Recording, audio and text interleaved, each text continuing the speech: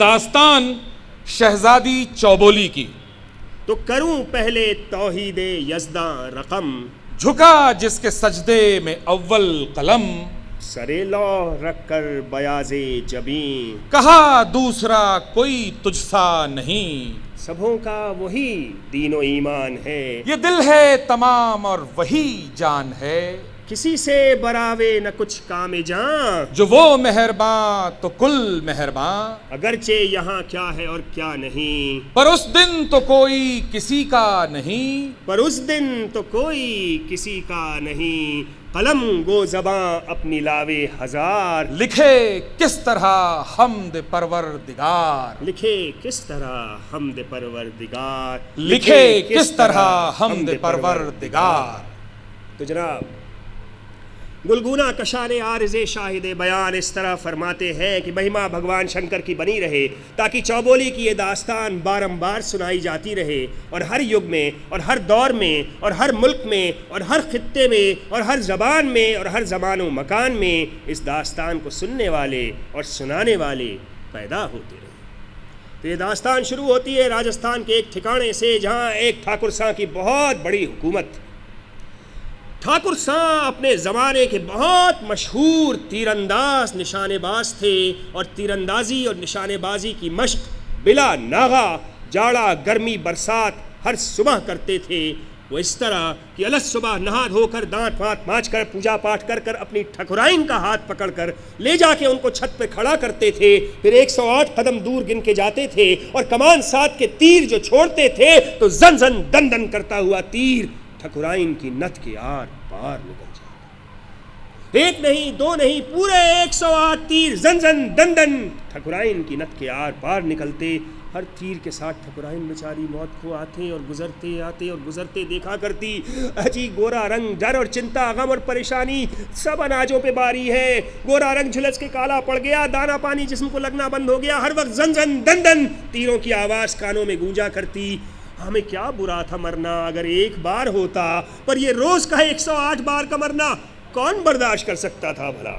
ऐसा नहीं है कि ठाकुराइन ने ठाकुर सां से कभी अपनी बात कहने की कोशिश न की हो, पर ठाकुर सां का कद इतना बुलंद और बाला था कि ठकुराइन की आवाज़ उनके कानों तक पहुंच ही नहीं पाती थी। एक आध बार अगर पहुंच भी जाती तो डपट के कहते कि क्या बकवास करती हो, तुम्हारे कहने से हम अपने रोज़ की मशक छोड़ दें, रोज़ की प्रैक्टिस छोड़ दें। अरे वो मर्द ही क्या जो बीवी के कहने पे चले, मैं तो कहता हूँ मर्द नहीं मैयों का बैगन का भरता है। इस पे ठकुराइन सां कहती, मैं आपसे हाथ जोड़ के इल्तिजा करती हूँ, मैं आपके मशक के काबिल नहीं हूँ, मैं एक अदना सी ठकुराइन हूँ। इस पर ठाकुर सां ठहाका लगाते कहते, क्या बात कर रही हो तुम, इतने बड़े ठिकाने के, इतने बड़े ठाकुर की इतनी बड़ी ठकुराइन हो, तुम अदना कैसे हो सकती हो। फिर ये कह के एक जोर का ठहाका लगाते और देर तक मंद मंद मुस्कुराते रहते, क्योंकि उनकी ही हंसी की आवाज़ उनके कान में देर तक आती रहती। अब एक दिन हुआ यूं कि ठिकाने के मैनेजर की भतीजी ठकुराइन से मिलने आई। अब जैसे ही वो मिलने आई उसने देखा कि गोरा रंग झुलस के काला पड़ गया है, सूख के कांटा हो गई है। उसने कहा, जीजी ये तुमने अपना क्या हाल बना रखा है, अरे कुछ तो बोलो, कुछ तो मुंह से फूटो। साहब ठकुराइन जो है वो उसकी बात को नज़रअंदाज करती रही, लेकिन भतीजी का इसरार जब जारी रहा तो आखिरकार उसने 108 तीर वाली कहानी भतीजी को सुना दी। अब जो उसने सुना तो कहने लगी, जीजी अगर मेरा शौहर ऐसा करे तो मैं तो उसके नाक में नकेल कस दूं, अरे घोड़े का चारा खिलाऊं, अपने पैर का धोवन पानी पिलाऊं और मुश्कें कसवा के मसहरी के इर्द गिर्द 7 चक्कर लगवाऊं। ऐसा करूं मैं अपने शौहर के साथ अगर ऐसी हरकत करे तो। अब साहब ठकुराइन क्या मजाल जो कुछ कह सके। अरे बड़े लोगन की औरतन का तो आपको मालूम ही है, 7 फेरे लिए हैं। अब सारी उम्र घूंघट काढ़ के अपने मर्द के पीछे पीछे चलना उसकी जिंदगी है। एक दिन क्या हुआ, पूस का महीना था, जाड़े की कड़कड़ाती ठंड और 14वीं का चांद अपने पूरे आबोताब से जलवागर था। ठाकुर सां अपने रंग महल में दाखिल हुए। निखरी निखरी चांदनी देख के दिल में उनके मासूम सा ख्याल कौंधा, हाय इस चांदनी रात में नथ से तीर निकाले जाएं तो क्या ही अच्छा। ख्याल आ गया था तो ठहरना कैसा, लपट के नीचे गए। बीवी उनके लिहाफ में दुबकी हुई थी, उनका ख्याल जान के और अंदर दुबक गई। दिल में उसके ख्याल आया कि भाई माना कि दिन की रोशनी में इनका निशाना नहीं चूका था, पर ये तो रात है, भले चांदनी रात हो। और चांदनी रात क्या इसलिए होती है, चांदनी रात होती है कि नजरें नजरों पे तीर चलाएं, दिल दिल का शिकार करे। एक चमेली के मंडुए तले दो बदन चांदनी रात में जल गए, और ये मर्दुआ चांदनी रात का इस्तेमाल नद से तीर निकालने के लिए करना चाह रहा। अब तो बिल्कुल बमक के बोले, क्या मानो तो अपना निशाना तुम रोज चूक जाते हो, जिस दिन तुम्हारा तीर मेरे जिगर के पार हुए तो अपनी मंजिल को पहुंचे। पर साहब हमेशा की तरह ठकुराइन का व्यंग्य बाण ठाकुर के सर के ऊपर से गुजर गया। कहने लगे, क्या बात करती हो हैं? अरे ठकुराइन होकर, इतनी बड़ी रियासत की, इतनी बड़ी चौधराइन होकर ये तुम बसवास दिखाती हो। हाथ पकड़ कर ले गए, छत पे खड़ा किया, 108 कदम दूर गिन के गए, कमान साथ के तीर जो छोड़ा, जन से तीर नथ के आर पार। एक नहीं, दो नहीं, तीन नहीं, हाजरीन पूरे के पूरे 108 तीर जन जन दन दन जन जन दन दन ठकुराइन के नथ के आर पार। अब ठकुराइन ने जो आसमान की तरफ देखा तो उसे मालूम हुआ ऐसा कि चांद और सितारे सब उसकी किस्मत का मजाक उड़ा रहे हैं। उसने आखिरकार बड़ी हिम्मत करके भतीजी वाली बात ठाकुर साहब से कह दी कि वो ठिकाने के मैनेजर की भतीजी आई थी, वो कह रही थी कि उसका मर्द अगर ऐसे करे तो उसके पैर का धौवन पानी पिलाए और उसके मुश्क कसवा के मसहरी के इर्द गिर्द 7 चक्कर लगवाए और घोड़े का चारा खिलाए। मैं नहीं, वो कह रही थी। अब साहब ठाकुर साहब ने जो ये सुना, कहने लगे कि कोई इतनी मासूम सी आदत का इतना बुरा मान सकता है, ऐसी उल जलूल बात कह सकता है? कहाँ है वो बदकम्माश औरत? मैं उसके पास अभी जाऊंगा, उससे ब्याह करूंगा और उसके नथ से 108 नहीं बल्कि 208 तीर निकालूंगा। अब साहब बिल्कुल फेंका, तीर कमान फेंका, जीने से नीचे उतरे, घोड़े पे सवार हुए, टकबक टकबक टकबक करते हुए ठिकाने के मैनेजर के घर पहुंच गए। आधी रात को साहब जब ठिकाने के मैनेजर को पता चला कि ठाकुर साहब बजाते खुद आधी रात को दरवाजे पे आके खड़े हो गए हैं, हाथ जोड़ के पत्ते की तरह लरसते हुए आगे आए, बाहर आए, कहने लगे, क्या गुस्ताखी हो गई माई बाप? ठाकुर साहब कुछ न बोले, इधर से उधर और उधर से इधर सिर्फ चहलकदमी करते रहे। साथ में जो मुसाहिब आया था ठाकुर साहब के, वो मैनेजर को हाथ पकड़ के किनारे ले गया, कहने लगा कि अरे ऐसी ऐसी हरकत की है, तेरी भतीजी ने उल जलूल बातें की हैं। अब जब मैनेजर ने सुना तो उसका चेहरा फक हो गया। उसने कहा, बुलाओ भतीजी को, बुलाओ। बुलाया, बहुत डांटा, बेवकूफ लड़की, बड़े लोगन के घर में जाके ऐसी उल जलूल बातें करते हैं क्या, चल माफी मांग। अब साहब जो वो लड़की थी बड़ी चंचल थी, बड़ी अल्हड़ता के साथ कहने लगी, तो कौन सी गलत बात कह दी मैंने? अरे मारो ब्याह इनसे अभी करवा दो, मैं अपनी बात सच करके दिखा दूं। अजी साहब वो मैनेजर ने हाथ जोड़ के माफिया मांगी, उसके पूरे परिवार ने हाथ जोड़ के माफिया मांगी, पूरे गांव ने हाथ जोड़ के माफिया मांगी, पर जो बड़े लोग हैं वो छोटों की गलतियों को माफ़ कर दें, ऐसी दुनिया तो ऊपर वाले ने बनाई नहीं है। तो अब मैनेजर ने सोचा कुछ जुक्ति लगाऊं, कहा कि अरे अन्नदाता, इसके तो माँ बाप तीरथ को गए हुए हैं, उनसे पूछे बगैर कैसे इसकी शादी कर सकता हूँ, आ जाए उनसे पूछ के आपको बता दूंगा।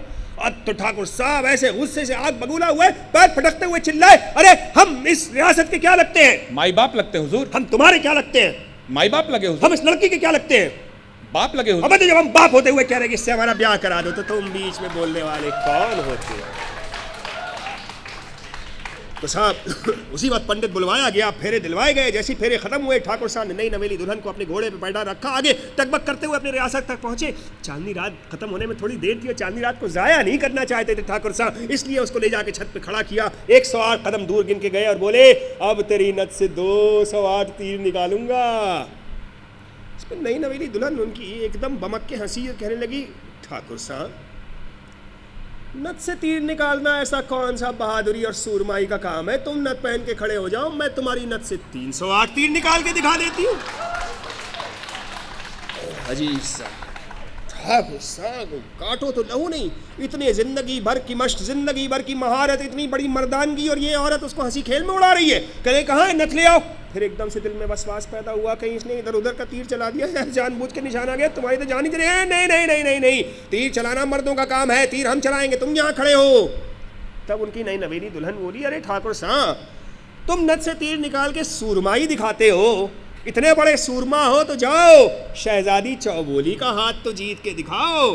एक से एक 17 गुणी 20 धाकड़ से धाकड़ नौजवान राजकुमार शहजादे उसका हाथ जीतने गए, कोई उसका हाथ न जीत पाया है और तहखाने में उकड़ू बैठे घोड़े के चारे के लिए चक्की पीस रहे हैं।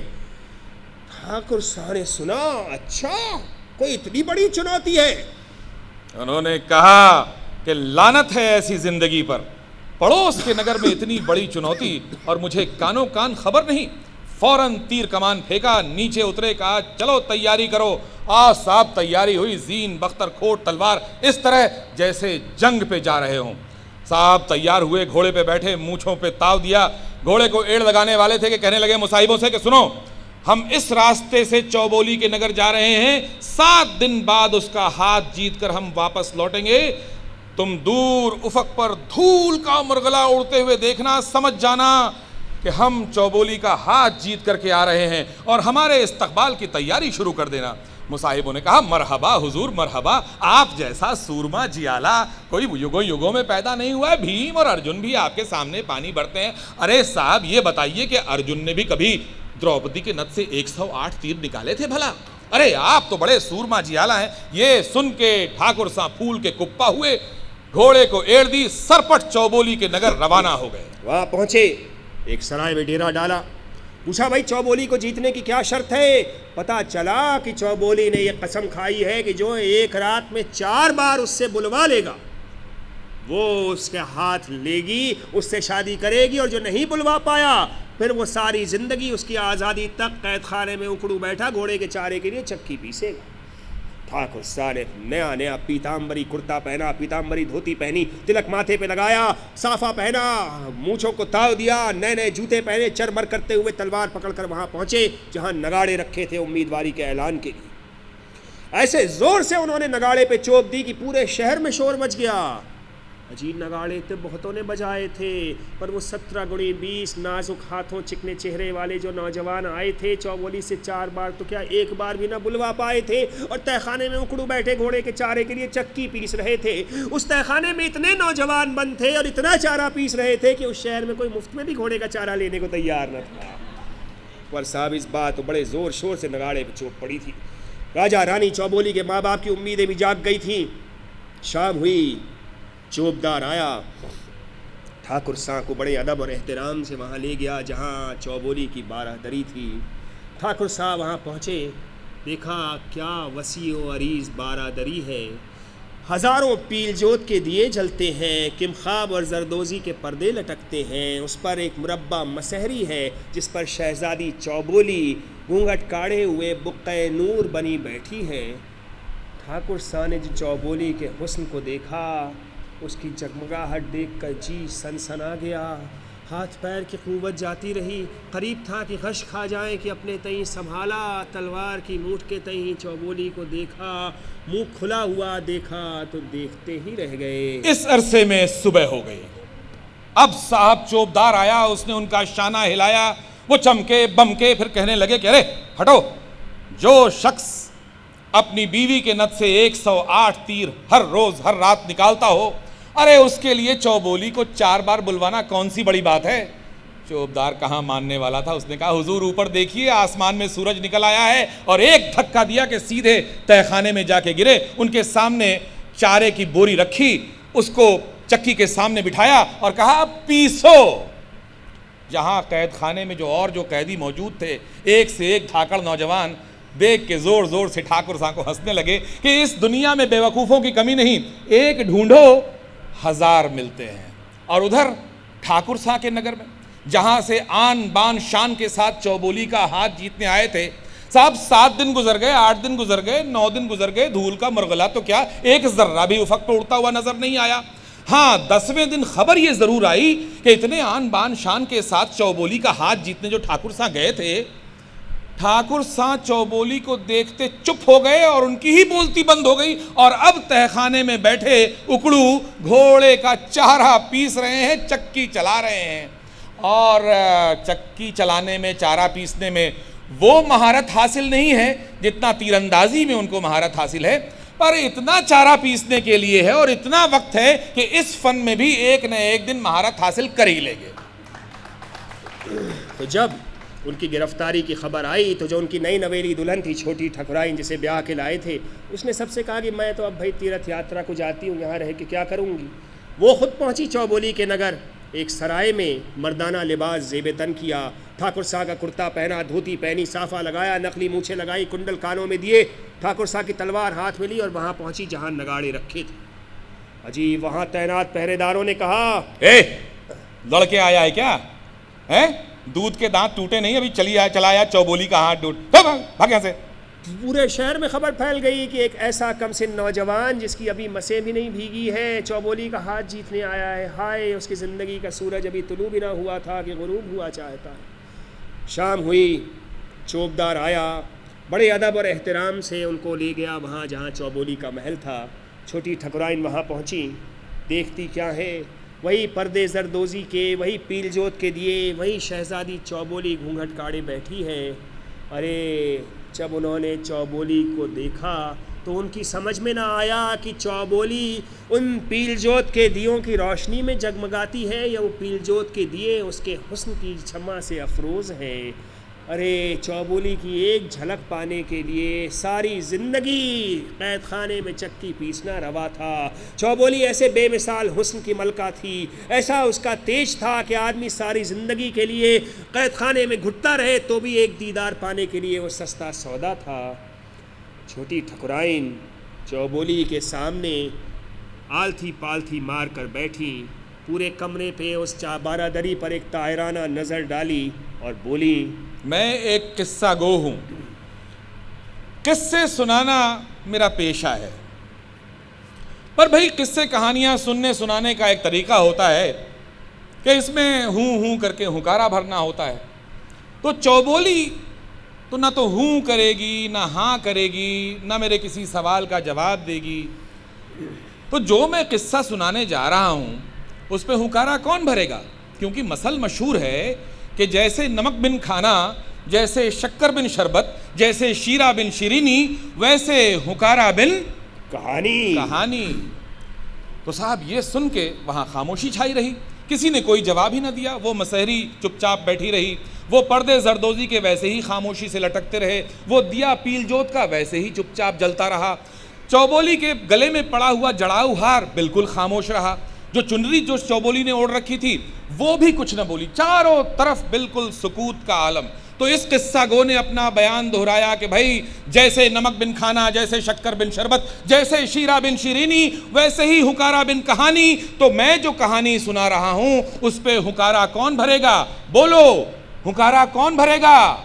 इस पे जो मसहरी जिस पर चौबोली बोली थी वो बोली, अरे मैं दूंगी हुंकारा, चौबोली को ना सुनना हो, हमें तो सुनना है, हमें सुनने दो कहानी। तो जैसे ही हुकारे का मसला तय हुआ, किस्सा गो ने अपना बयान शुरू किया कि सुखन साजाने मानिए दिल फरेब इस तरह फरमाते हैं कि एक नगर में एक गांव था, एक गांव में एक आश्रम था। उस आश्रम में एक गुरुजी रहते थे। गुरुजी तो प्रकांड विद्वान थे, बहुत बड़े विद्वान थे, बहुत बड़े ज्ञानी थे, गुरु ज्ञानी, जगत ज्ञानी, भीषण ज्ञानी।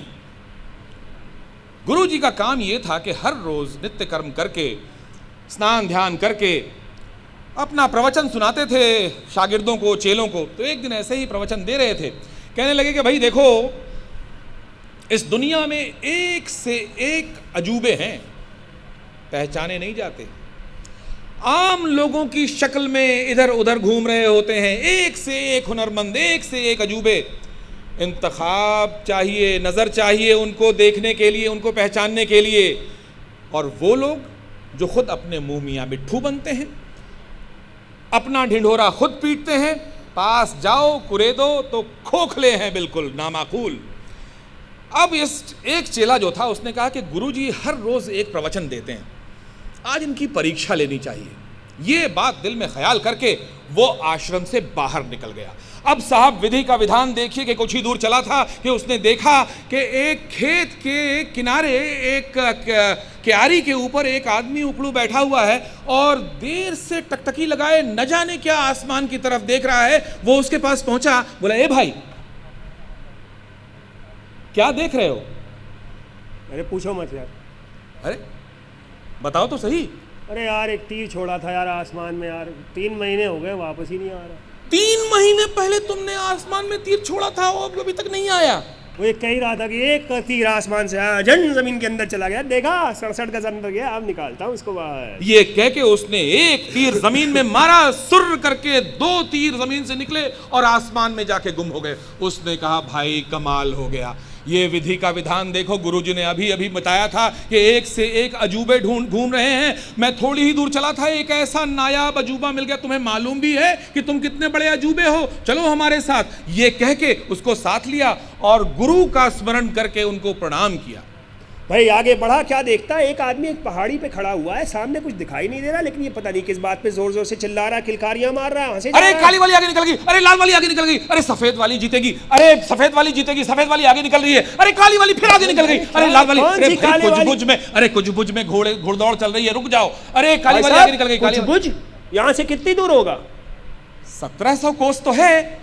तुम यहाँ खड़े खड़े 1700 कोस दूर देख लेते हो? 1700 कोस दूर देख लेते हो, क्या बात कर रहे हो? कहाँ तक देख लोगे? अरे हम लंका तक देख लेंगे, देखो क्या जबरदस्त नजारा है। इतना देखने वाला अजूबा है, इतना दूरदर्शी अजूबा, उसने उसको भी समझाया और दोनों अजूबों को साथ लेकर चला, गुरु को याद करता हुआ कि गुरु की बानी है ऐसी, गुरुर ब्रह्मा गुरुर विष्णु गुरुर देवो महेश्वरा, गुरु साक्षात परम ब्रह्म तस्मै श्री गुरुवे नमः कह के आगे बढ़ा। क्या देखता? एक देखता है कि एक आदमी धौंकनी की तरह फूंक मार रहा है, फूंक मारता है और रास्ते से झाड़ झंखाड़ कंकड़ पत्थर नदी नाले तालाब सब साफ हो जाते हैं और एक चिकनी साफ शफाफ सड़क बन जाती है। भाई साहब ये क्या कर रहे हो? सड़क बना रहा हूं, देख नहीं रहे हो क्या? फूंक मार के सड़क बना लेते हो? और क्या, ये तेरी क्या बात है, कहाँ तक बना लोगे? बना देंगे लंका तक। अरे भाई साहब कितना बड़ा अजूबा ये भाई, उसने उसको भी साथ लिया और तीनों अजूबों को लेके आगे बढ़ा। क्या देखता है, एक आदमी हिरणों की तरह कुलांचे मारता है, हिरणों से तेज भागता है, जिस भी हिरन को पकड़ता है उसके गले में घंटी बांध देता है। उसने पूछा भाई साहब क्या कर रहे हो? अरे राजा परीक्षित की सेना आने वाली है ना, वो हिरणों का शिकार कर लेते हैं, मैं कह रहा हूं कि इसमें घंटी बांध दूंगा, पता चल जाएगा और वो भाग लेंगे। हम बिश्नोई लोग हैं ना। अच्छा, तो तुम कितनी दूर तक भाग सकते हो? अरे भाग लेंगे लंका तक। क्या बात कर रहे हो, ऐसे बड़े बड़े अजूबे। उसने इन चारों अजूबों को जमा किया, कहने लगा भाई साहब आपको पता भी है आप कितने बड़े अजूबे हो, क्या मर्तबा क्या हैसियत रखते हो। अरे ऐसे ऐसे अजूबे मिल जाएं तो क्या नहीं कर सकते, पूरी दुनिया फतेह कर सकते हैं, दुनिया पे राज कर सकते हैं। पर यही तो विडंबना है, जो असली अजूबे हैं, जो असली विद्यमान हैं, जो असली बासलाहियत है, उन्हें दुनिया फतेह करने से कोई दिलचस्पी नहीं और बड़े बड़े लंपट दुराचारी व्याभिचारी बैठे दुनिया पे राज कर रहे हैं। तो चेले ने उन सारे अजूबों को समझाया कि भाई हम लोग मिल जाएं, अपनी ताकत मिला के क्या नहीं कर सकते हैं। खूब उनकी खुशामद की। तो खुशामद का तो आप जानते हैं हाजरीन, जो खुशामद करे खल्क उससे सदा राजी है। सच तो ये है कि खुशामद से खुदा राजी है। ऐश करते हैं वही जिनका खुशामद है मिजाज, जो नहीं करते हमेशा रहते हैं मोहताज। हाथ आता है खुशामद से मकाम मुल्क और ताज। क्या ही तासीर के इस नुस्खे ने पाया है रिवाज। जो खुशामद करे खल्क उससे सदा राजी है। सच तो ये है कि खुशामद से खुदा राजी है। तो उन चारों अजूबों को लेकर वो जो चेला था वो उस देश के राजा के पास पहुंचा और बताया महाराज कैसे कैसे अजूबे कैसे कैसे बिरले लोग लेके आया, उनको साथ ले लो, राज करने में बड़ा काम आएगा। राजा ने सोचा भाई राज करने में विघ्न तो पड़ते रहते हैं, तो उसने 5-5 लाख रुपए महीने पे उनको तनख्वाह पे रख लिया। अब अजूबों के शायान शान कोई काम तो था नहीं, कोई आम काम तो वो कर नहीं सकते थे, दिन भर कल पलंग तोड़ते थे, रोटियां तोड़ते थे, दरबारी सब उनसे जलते रहते थे। एक दिन लेकिन एक ऐसी समस्या आई जिसकी पूर्ति के लिए अजूबों की जरूरत पड़ी। हुआ क्या कि उस देश की जो राजा के राजपुरोहित थे उन्होंने लगन पत्री जंत्री फंत्री देखकर एकदम से कहा महाराज ऐसी शुभ घड़ी की उत्पत्ति हुई है कि त्रेता युग के बाद से ना आई होगी। अगर अभी इसी समय कोई कुछ बुझ चला जाए, वहाँ उनके खजाने से वो जीन ले आया जो राजा इंद्र ने दी है और उसको घोड़े पर सवार करके कस के राजकुमार की सवारी करवा दी जाए महाराज, तो हमेशा हमेशा के लिए कलयुग के अंत तक आपके ही कुल में राजयोग रहेगा। पर ये सारा काम 1.25 घंटे के अंदर करना है। अब 1.25 घंटे के अंदर कोई कुछ बुझ जाए और वहां से जीन लेके वापस भी आ जाए, मुश्किल काम है। मुश्किल क्या साहब, नामुमकिन काम है। अरे नामुमकिन मत कहिए, इसे कहिए असंभव।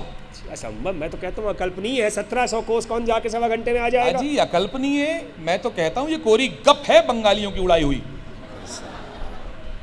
सदा सदा के लिए कलयुग के अंत तक राजयोग मेरे कुल में रहे, ये नशा हाजरीन चुनाव जीतने से ज्यादा बड़ा नशा होता है। तो राजा ने कहा हाँ भाई कौन है हमारे दरबार में? जो हमारे लिए ये काम कर सकता है। दरबारियों ने कहा महाराज देखिए हमको तो इतनी तनख्वाह ही नहीं मिलती है कि इतना बड़ा काम कर सकें। वो जो मुश्तंडे आपने कंसल्टेंट एडवाइज़र बना के 5-5 लाख रुपए पे रखे हैं वो किस दिन काम आएंगे। राजा ने कहा हाँ भाई देखो कंसल्टेंट एडवाइज़र कभी तो काम आ सकते हैं, उनको बुलाओ फौरन यहाँ। अजूबों को बुलाया गया तो राजा ने पूछा क्यों भाई, कुछ बुझ जाकर के जीन लाना है, ला सकते हो? तो दौड़ने वाले अजूबे ने कहा कि महाराज क्या बात करते हैं, इतना छोटा सा काम दिया, इतने दिनों के बाद भी दिया तो, अरे 1.25 घंटे में तो मैं कई बार कुछ बुझ से आ जा सकता हूँ। इस पर जो फूंक मार के सड़क बनाने वाला अजूबा था उसने कहा महाराज मैं यहीं से धौंकनी की तरह फूंक मारता हूँ, कुछ बुझ तक एक साफ सुथरी चमकीली सड़क बन जाएगी। अरे नितिन गडकरी क्या बनाएंगे जो हम बना देंगे। अरे साहब उसने कहा कि ठीक है चलिए, उस पर चहलकदमी करते हुए जाएंगे, दौड़ के लेके चले आएंगे। उस पर जो तीरंदाज अजूबा था उसने कहा कि अगर कुछ बुझ में राजा परीक्षित की सेना ने इस जीन उठाने वाले पे कुछ हमला किया तो मैं यहीं से सर्जिकल स्ट्राइक करूंगा और उसको हलाक कर दूंगा। महाराज क्या बात कर रहे हैं आप। इस पे दूर देखने वाला जो अजूबा था उसने कहा कि महाराज जीन तो मुझे यहां से साफ नजर आ रहा है, क्या बात है, क्या आबोताब है, क्या चमक है, माशाल्लाह। अजी उसकी बात खत्म नहीं हुई थी कि दौड़ने वाला अजूबा वहां से दौड़ते हुए निकल गया और दूर देखने वाला अजूबा आंखों देखा हाल बताने लगा महाराज देखिए हम तो आप यहीं खड़े हो तो पहुंच भी गए, अरे जीन उठा लिए, अरे पहरेदार पकड़ने के पीछे घोड़े भी दौड़ रहे हैं, उतनी तेज दौड़ रहे हैं महाराज, आधे रास्ते पहुंच, ओ पेड़ के नीचे महाराज जो तुम की तो आंख लग गई सुस्ताने में, एक तो काला नाग वहां निकल रहा है, उनको काटेगा हमारा सारा काम खत्म हो जाएगा महाराज। तब तीरंदाज अजूबे ने कहा कि सुनिए आप मुझे बताइए वो सांप कहाँ है, मैं यहीं से सर्जिकल स्ट्राइक करता हूं, उसे हलाक करता हूं, बताइए। 3 डिग्री आप दक्षिण की तरफ जाइए, फिर 4 डिग्री उत्तर की तरफ, फिर 3 डिग्री पूरब, फिर 4 डिग्री आप पश्चिम जाइए, आप एकदम मिला के आप कर दीजिए। बस यूं करते हुए उसने जो तीर छोड़ा तो वो तीर जंग से करता हुआ सांप के फन पे लगा, सांप त्योरा के गिरा, सांप की पूंछ उस भागने वाले अजूबे के पैर से टकराई और वो अजूबा हड़बड़ा के उठ बैठा, कहने लगा अरे मैं यहाँ क्या कर रहा हूँ, मुझे तो दरबार में होना चाहिए था। और ये ख्याल उसका खत्म भी नहीं हुआ था कि भागते हुए दरबार में पहुंच गया। अजी साहब अब जो जीन देखी लोगों ने, अरे जीन की चमक और आबोताब से राजा रानी तो खुश हुए, दरबारी सब जलन के मारे मर उठे। रानी ने बड़ी मुस्कुराहट और तारीफी नज़रों से राजा की तरफ देखा, राजा ने इतरा के रानी की तरफ देखा, फिर राजा ने दरबार की तरफ देखा। रानी ने कहा इतने बड़े बड़े अजूबे आपने रखे हुए हैं, इतना तेज़ भागने वाला, इतना तीर चलाने वाला, इतना दूर देखने वाला, और महाराज इन चारों अजूबों में आपके जो सबसे बड़ा अजूबा कौन है? राजा जी सोच में पड़ गया, पूरा दरबार सोच में पड़ गया, पूरा नगर सोच में पड़ गया, पूरा ब्रह्मांड सोच में पड़ गया कि उन चारों अजूबों में सबसे बड़ा अजूबा कौन है। यहां पर किस्सा गो ने अपनी कहानी को रोका और सवाल किया, बोल मेरी मसहरी इस मसले का क्या हल है, इन चारों में सबसे बड़ा अजूबा कौन है? चौबोली तो कुछ बोलेगी नहीं, तू ही बता दे सबसे बड़ा अजूबा कौन है। ये कैसा बेवकूफ़ी का सवाल है, तो सामने की बात है, एकदम सामने सीधा जवाब है, जो तेज दौड़ने वाला अजूबा है वही है सबसे बड़ा अजूबा। जैसी चौबोली वैसी ही उसकी मसहरी, अरे सड़क बनाने वाला अजूबा सबसे बड़ा अजूबा है। अरे भाई सड़क बनाने वाले से क्या मतलब, 1.25 घंटे में कुछ जाना था और वहां से लौट के आना था, इसलिए तेज भागने वाला। सड़क ही नहीं होती तो कहां से दौड़ता वो, किस पे दौड़ता? ये मसहरी में और किस्सा गो में छोटी ठकुराइन में बहसा बहसी चल रही, चौबोली एकदम खामोश बैठी है, क्या करे, मन कसमसा रहा लेकिन बोल तो सकती नहीं है। उसने कहा भाई जवाब जाहिला बाशत खामोशी, चुपचाप बैठे सुनते रहो। और वो बहस कर रही, वो कह रहा भागने वाला ही तो है सबसे तेज। ये कह रहे नहीं सड़क बनाने वाला है। अरे भाई साहब सड़क बनाने से क्या होता है, 1.25 घंटे के अंदर तो आना था। नहीं सड़क बनाने वाला से बड़ा अजूबा। इतनी बहस चली, कुछ देर बाद चौबोली से रहा न गया, चिल्ला के बोली अरे बकवास बंद करो, सबसे बड़ा अजूबा वो तीरंदाज था, अगर वो सही वक्त पे तीर ना चलाता तो सबकी मेहनत बेकार न जाती। मेरी मसहरी हो के ऐसी बेवकूफ़ी की बातें करती है। पर हाजरीन किस्सा गो को इससे क्या मतलब था कि सबसे बड़ा अजूबा कौन है? उसने तो तलवार की मूठ पे हाथ रखा, कहा बजा नगाड़े, अब बोल चौबोली पहली बार बोल उठी है। अब तो नगाड़े पे जो चोप पड़ी तो राजा रानी को तो यकीन ही नहीं हुआ कि वो सो रहे हैं कि जाग रहे हैं। उन्होंने चिकोटियां काटी, अरे किसी ने सचमुच चौबोली को बुलवा दिया। बरस गुजर गए थे, एक बार भी चौबोली न बोली थी, लेकिन कोई सूरमा जियाला ऐसा आया है जिसने एक बार चौबोली को बुलवा दिया और कैद खाने में भी उस नगाड़े की आवाज़ पहुंची। हाजरीन जितने भी कैदी थे वहां पे सब ने जय जयकार की उस किस्सा गो की, उस दास्तान गो की, और ठाकुर सां के नगर में साहब बड़ी बुरी हालत कि क्या हो, कहाँ से आए, कब आए। कोई नाक के नीचे से ठाकुर सां के चौबोली का हाथ जीत के लिए चला जा रहा है, लेकिन इससे किसी को कोई मतलब नहीं। सबने जय जयकार किया, सबको उम्मीद की किरण नजर आई कि अब जब हम 4 बार चौबोली बोल देगी तो हम आज़ाद हो जाएंगे। एक उम्मीद की किरण नजर आई है, जब हम यहाँ से बाहर निकलेंगे तो उगते हुए सूरज को देखेंगे, अरे हम चांदनी रातों का नज़ारा करेंगे, हम नदियों को बहते हुए देखेंगे, हम पक्षियों का कलरव सुनेंगे, हम फूलों को खिलते देखेंगे, हाय हम भंवरों का गुनगुन सुनेंगे, हम जुगनुओं को चमचमाते देखेंगे, हाय हम नदियों को बहते देखेंगे, हाय हम भंवरों का गुंजन सुनेंगे। हम यहाँ से निकलेंगे, हमको चौबोली की इस प्रतिज्ञा से आज़ादी मिलेगी, हमको इस अंधियारे से आज़ादी मिलेगी, हमको इस कैद खाने से आज़ादी मिलेगी। हम क्या चाहें? आज़ादी। हम क्या चाहें? आज़ादी। हम क्या चाहें? आज़ादी। हम क्या मांगे? आज़ादी। तो जनाब रात का एक पहर गुजर चुका था, किस्सा को एक बार चौबोली से बुलवा चुका था। उसने दोबारा अपनी बात शुरू की कि भाई देखो, जैसे काजर बिन आँखें, जैसे बिंदिया बिन पेशानी, वैसे ही जैसे लाली बिन लब, वैसे ही हुंकारा बिन कहानी। अब कोई हुंकारा भरे तो मैं ऐसी कहानी सुनाऊं जिससे दिलों के खराबे हो रोशन। इस पर चौबोली के गले का जड़ाऊ हार बोला, मैं दूंगा हुंकारा। चौबोली इतना गुस्सा हुई कि उसने हार उठाकर ज़मीन पर फेंक दिया, पर हार बोला अब मैं क्या करूं, एक बार वचन दिया है तो हुंकारा भरना पड़ेगा, वरना लोग कहेंगे कि देखो चौबोली का हार वचन देकर फिर गया। जैसे ही हुंकारे का मसला तय हुआ, किस्सा गो ने अपना बयान शुरू किया कि गुलगुना कशाने आरिज़े शाहिदे बयान इस तरह फरमाते हैं कि एक नगर में एक सेठ जी रहते थे।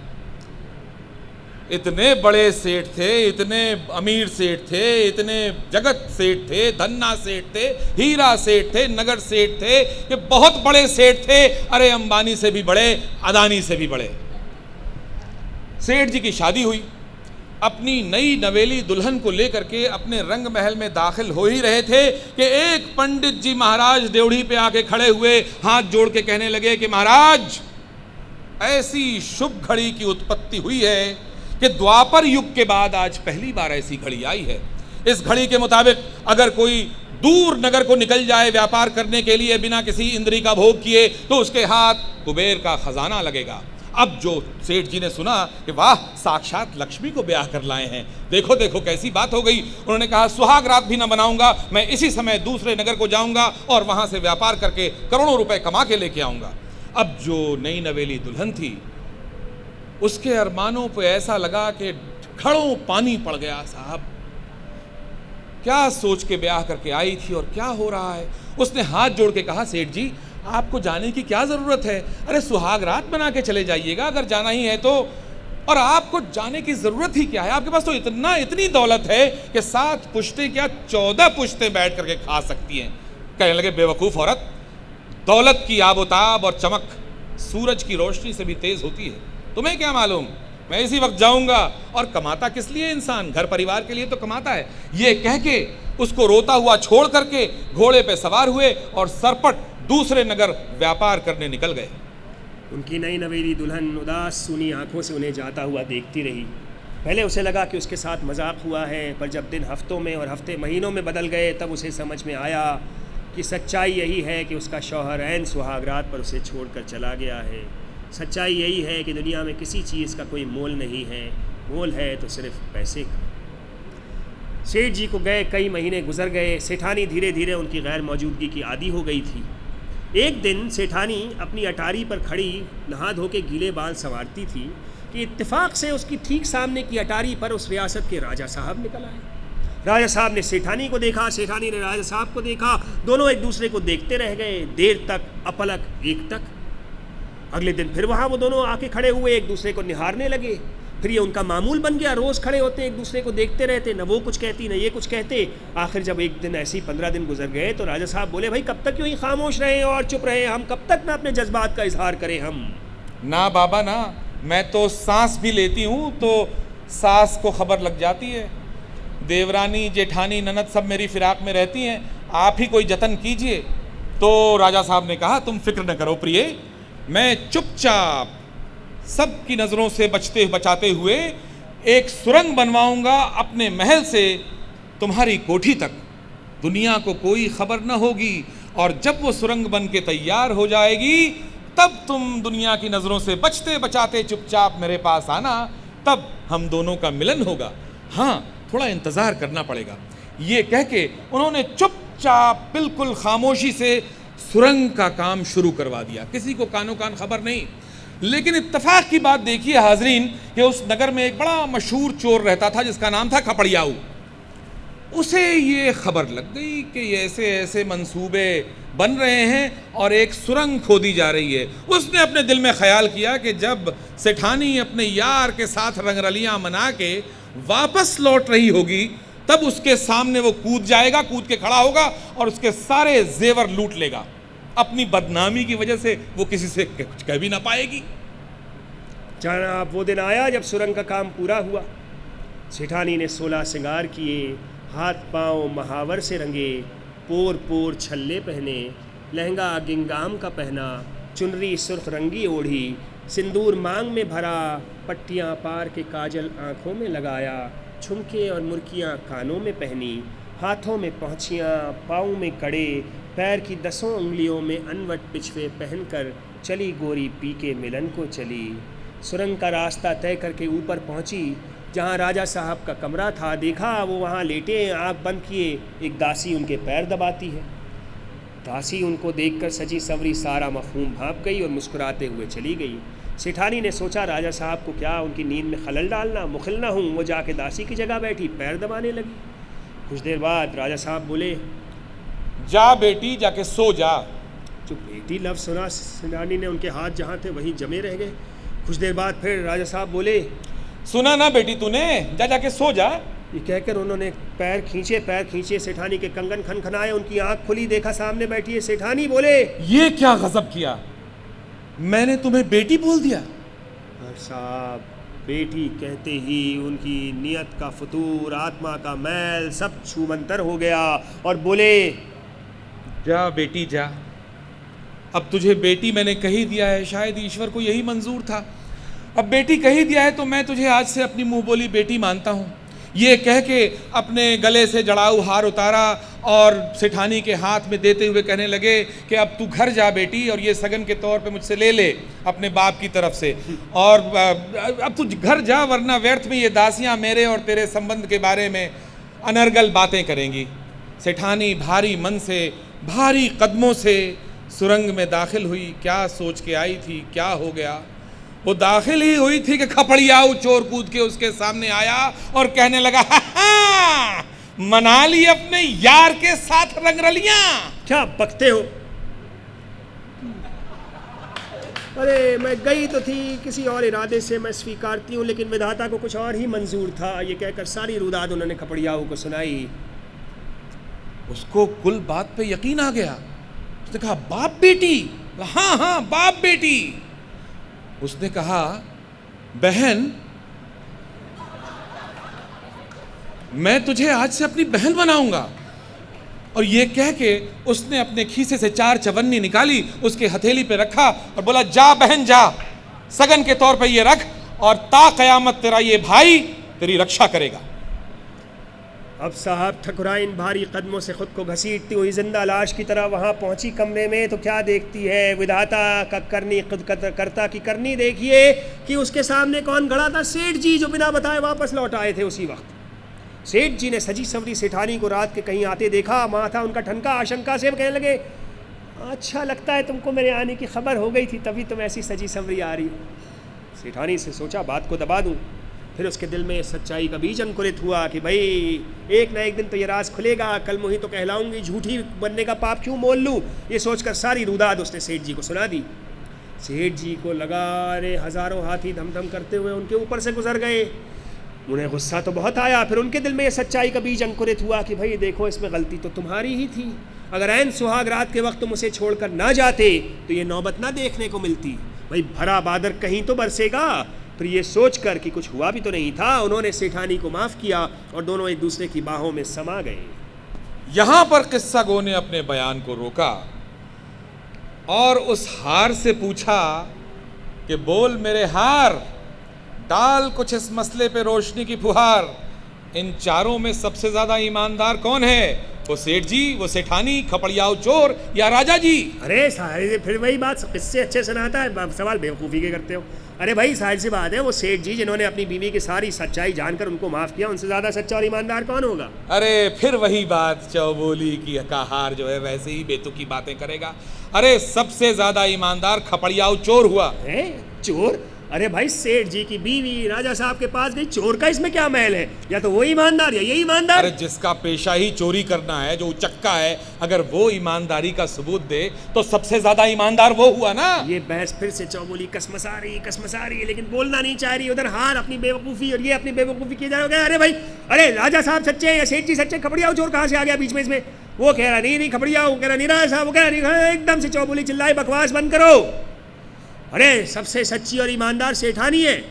वो चाहती तो सब कुछ छुपा सकती थी, लेकिन उसने सब कुछ सच सच सेठ जी से कह दिया। दुनिया में कभी किसी ने इतनी ईमानदार और सच्ची औरत देखी है भला? और किस्सा को इससे क्या मतलब था कि सबसे ज्यादा ईमानदार कौन है? उसने तो तलवार की मूठ पे हाथ रखा, कहा बजाओ नगाड़े, और दो बोल चौबोली दूसरी बार बोल उठी है। अब जो नगाड़े पे चोप पड़ी, राजा रानी को तो ऐसा लगा कि जैसे वो खुशी से नाचने लगे, वो ज़मीन पे लौटने लगे, और तहखाने में जितने कैदी थे सब ने जय जयकार की कि ऐसा सूरमा जियाला आया है। चौबोली को 2 बार बुलवा दिया, 4 बार भी बुलवा ही देगा, और अब तो हमारी आज़ादी तय है कि निकल आया मशरिक़ से जब आफताब, हुआ फिर से रोशन जहाने खराब। तो हाज़रीन, चौबोली 2 बार बोल चुकी है, अब वो 4 बार बोलेगी कि नहीं?